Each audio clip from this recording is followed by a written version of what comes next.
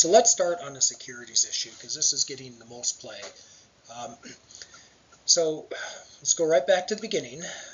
The Securities Act, 1933 Securities Act under 2A1, we have a definition of a security.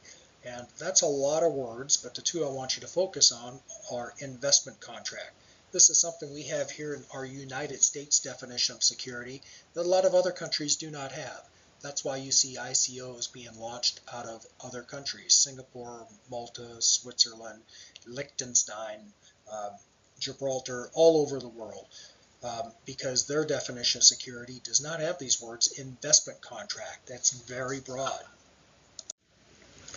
So in the Securities Exchange Act of 1934, the SEC created the Congress created the SEC, the Securities and Exchange Commission, and they have broad authority over all aspects of the securities industry. They can register, regulate not only the securities, but the brokerage firms, the transfer agents, the exchanges, the regulatory organizations, for example. The Act identifies and prohibits certain types of conduct in the market, fraudulent conduct, for example, and gives them disciplinary powers. And it can require periodic reporting of these securities.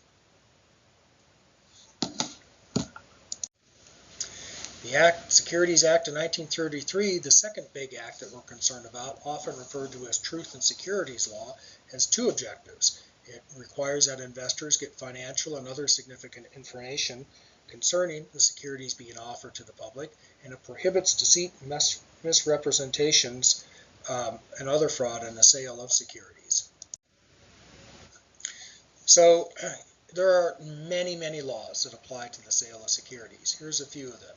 Trust Indenture Act of 39, Investment Company Act of 40, Investment Advisors Act of 1940, Sarbanes-Oxley, that's SOX, Dodd-Frank, that's popping up all over the place, and of course the Jobs Act of 2012.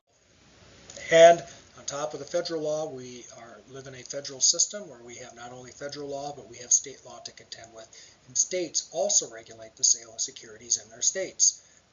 In 1996, we got NISMIA, which provides for preemption in many cases of state blue sky laws by federal law that covers what we call covered securities.